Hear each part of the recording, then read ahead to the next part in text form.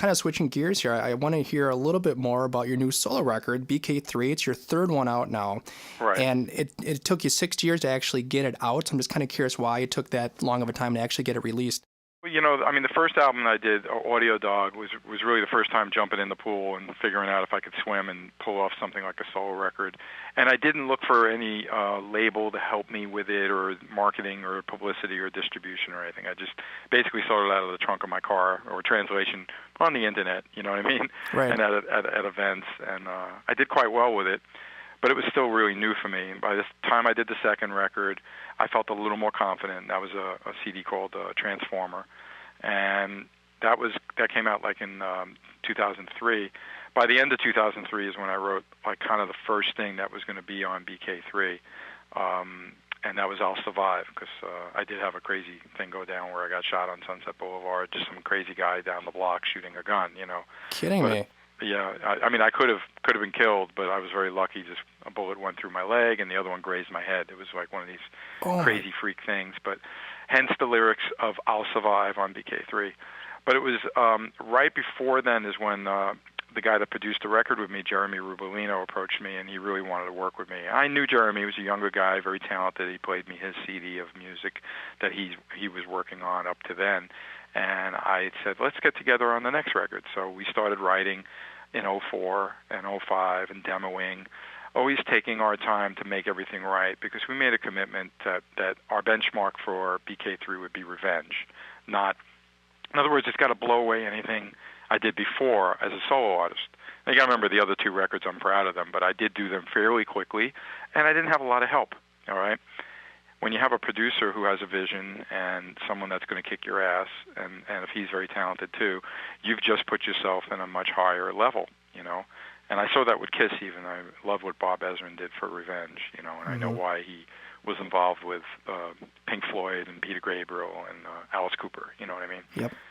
There's no doubt even the Beatles with George Martin, it wouldn't have played out the same without George Martin. So Jeremy took on a big role, of course, but his talent and his pushing me and having this vision for a really, really solid record. We didn't really know about the special guest yet, if you know what I mean, but the commitment was this was not going to be about like, okay, we're going to bang it out in a month and boom, and there we go. It was always going to be, if it means that we have to do the song a few times, fine. And I agreed to that, and we'd use better studios, better engineers, and then all of a sudden the guests started to come in, where I asked Gene, and then Gene says yes, and then he says, how about Nick, and it was very organic getting all the guests. Now, all the while, all those years, because you said the 6 years, and I don't want to ignore that, I'm also the guitarist in Grand Funk Railroad, and that easily takes up about a third of my year with the dates that we do. Then on top of it, like I mentioned before, I'll do the Rock and Roll Fantasy Camp, and then I'll go do sessions, then I'll work with Eric Singer as ESP, and we'll tour in Europe for 3 weeks, et cetera, et cetera. So I can't turn down, the paid work that's good for my career at the same time as when I can get the work done on BK3. Plus, I recorded more songs than originally, in other words, the first batch of 10, probably only 6 of those survived. You see what I mean? Yep. So the formula kept changing. The recipe for the record kept evolving, especially once I got Gene and Nick and John, and then all of a sudden I don't have an instrumental, and then it's like, wow, okay, I got to do an instrumental. I didn't have any prepared for this record, and then all of a sudden I got Lukather on it. And sometimes I had to coordinate my schedule, obviously, with these guest, artists because of their schedules too. So it was a labor of love all that time and effort, and it was never about it has to be done by, I was funding it anyway, so there's no label breathing down my neck, if you get what I mean. Mm-hmm. Yep. But it all played out exactly how it should.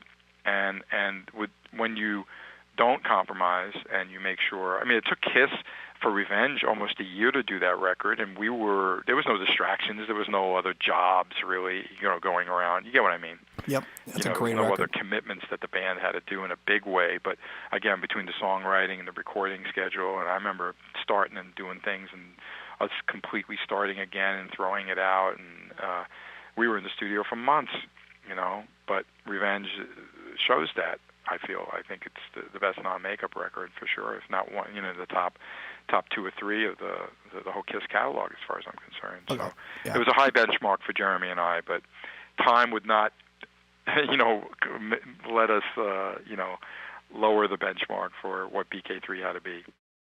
Well, then how about all these aspiring guitarists? What would you say to them? What kind of advice would you give to them, from a kind of a music business industry standpoint, and also just to be, an established guitar player? What do you say to those people that want to follow in your footsteps? Do you recommend it with the music industry the way it is nowadays, or? Well, I mean, it keeps evolving, and new bands break all the time, though. Even though the rules keep changing, and it used to be very old school with how everything was done, a certain machinery, and the internet has changed a lot of things, and the social networking has changed a lot of things. But in the end, it's always about having something unique, great songs, something catchy and memorable. I'll give you an example of a band that's not extremely rock, but I can get why they're being used in car commercials and things like that. But this group like Phoenix has this song that's very catchy. It's just two guitars. The guitars are doing weird things, cool drum part, kind of a weak vocal thing, but it doesn't matter. It's catchy as hell. Next thing you know, it's attached to this and this and this and this, and you see them on TV. I think they're actually a French band. I think I actually Googled them and looked them up. But it's really interesting because they came out of nowhere, obviously, and who knows? I mean, their favorite band could be the Beatles, or maybe it's AC/DC. You wouldn't know. Their song is unique, but it still has elements of rock and roll. You know what I mean? There's still guitars going on. So what I really tell the people that are trying to break into the music business is really you do have to adapt to things. You got to be good at what you do, but I think it's most important that you kind of are realistic also about what's out there, and then in some way take what's best of what you have and the people that hopefully your band that you work with, and make it unique. Make your thing stand out so that it isn't just a clone of whatever's the flavor of the day. I never think that makes it. Think about how Kiss broke. Yeah, they wanted to go the extra mile, or I call it the extra, like giant, 100 miles, 1,000 miles, with the makeup and the stage show being so over the top. But clearly they drew on their influences of Led Zeppelin, the Beatles, the Who, and stuff like that. But they still did it their own way. They didn't ever rip off and sound exactly like any of those bands I just mentioned. You see what I mean? Yep. They just did their own kind of, in fact, in the beginning it was very much of a garage band rock and roll thing. But they were absolutely influenced by everything that came before. But they did it their way. And then they were fortunate to have this concept of how they presented themselves that obviously got them some notice, some ridicule too, I guess, right? Mm-hmm.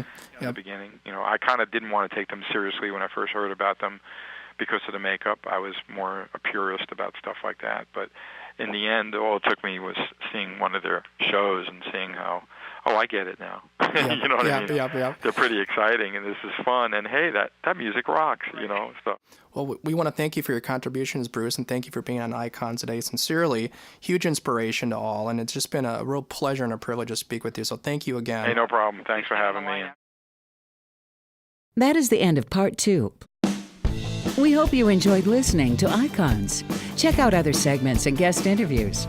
If you have ideas for future topics or would like to be a guest on our show, please call 763-412-0771. Icons is produced and recorded by Jason Medvec at Batcave Studios in St. Paul, Minnesota. For Rob Feeney, I'm Sunny Warner, and find me at sunnywarner.com. Thanks for listening to Icons.